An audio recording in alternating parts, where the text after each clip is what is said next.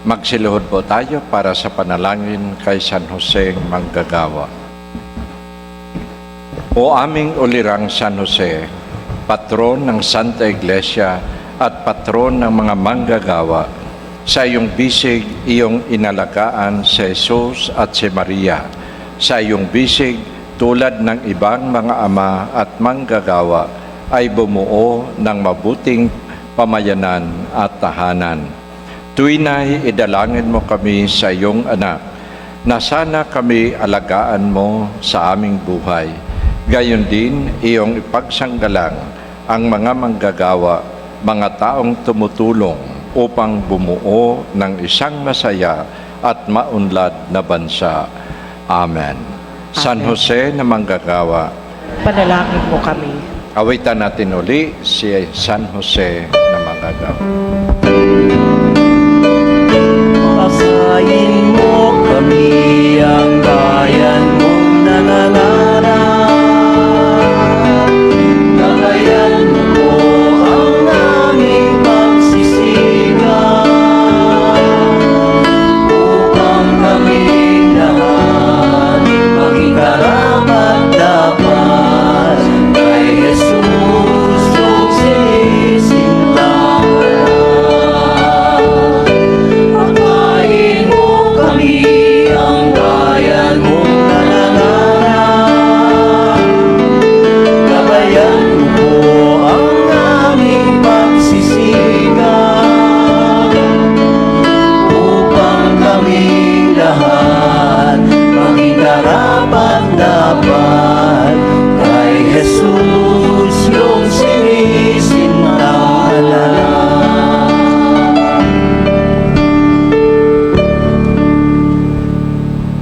Rito ng pagluluklok sa mahal na Birhen de las Flores. Itinalaga ng simbahan dito sa Pilipinas ang buwan ng Mayo bilang pasasalamat sa mahal na Birheng Maria sa maraming tulong na kanyang ginawa sa mga magsasaka at sa lahat para mapanatili ang matatag na pananampalataya kay Kristo na kanyang anak. Ngayon, ating nararanasan ang tag-araw at mainit na panahon. Hilingin natin ang kanyang tulong para sa malinis, maganda at maayos na kalikasan upang hindi mapinsala ang mga pananim at magkaroon ng masaganang ani sa ikabubuhay nating lahat. Sa buwang ito ng Mayo, mag-aalay tayo ng dasal kay Maria, ang masidhing pananalangin na Santo Rosario, upang matulungan tayo na mapalayo sa lahat ng kapahamakan, ligtas na panahon at may kapayapaan at maunlad na bayan ng bansang Pilipinas. Ang lahat ay inaanyayahang tumayo bilang pagbibigay pugay sa mahal na Birhen ng Flores de Mayo. Awitin po natin ang Salve Regina. Salve Regina, Mater Misericordiae, vita dulcedo, et spes nostra salve. Ad clamamus, exules Fili Hebrae, ad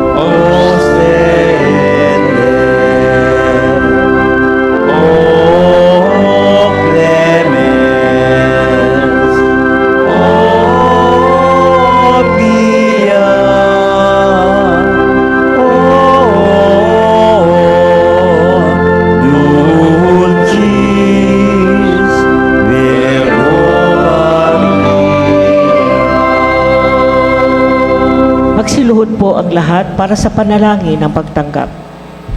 Kabanal-banalan at kalinis-linisang Birheng Maria, mapag-ampon sa mga Kristiyano, ang puso namin ngayon ay tigib ng tuwa at kagalakan sa pagtanggap namin sa iyo.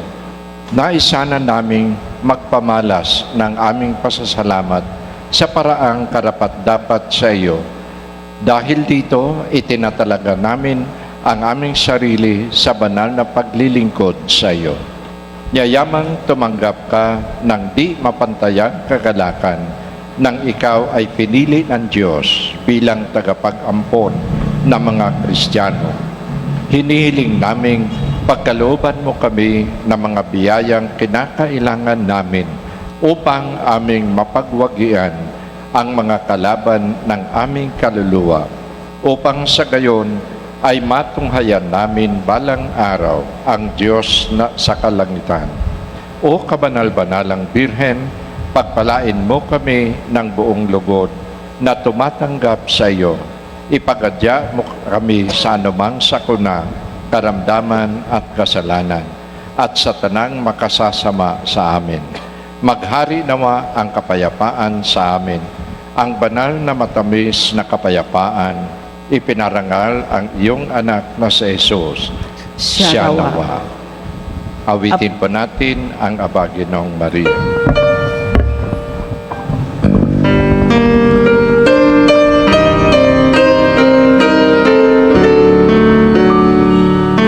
Aba, Ginoong Maria, napupuno ka ng grasya, ang Diyos ay sumasayo, bukod kang pinagpala sa babaeng lahat at pinagpala naman ng iyong anak na si Jesus. Santa Maria, Ina ng Diyos, ipanalangin mo kaming makasalanan ngayon at kung kami mamamatay.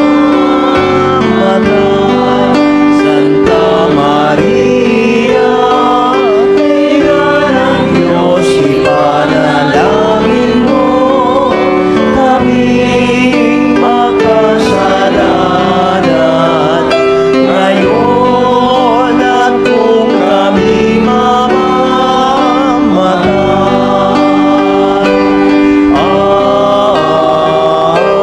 Amen. Isusunod po natin ang pag-aalay ng bulaklak.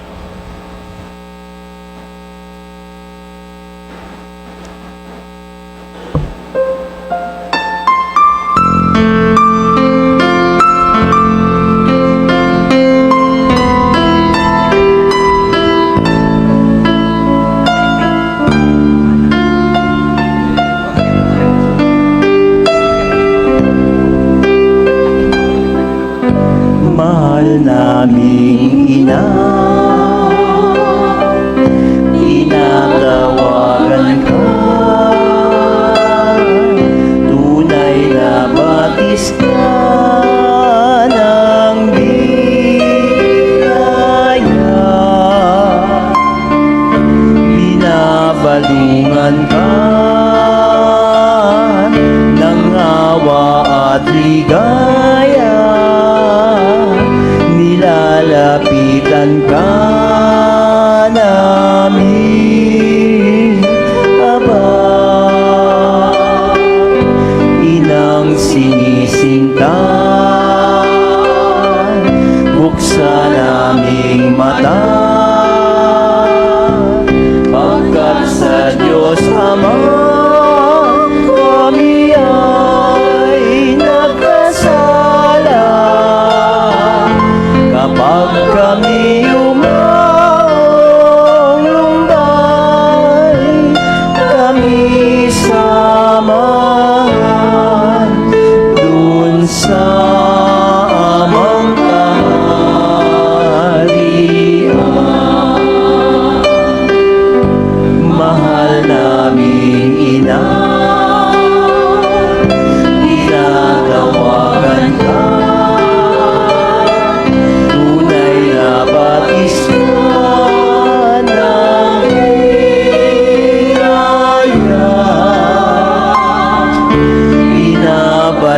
kalinga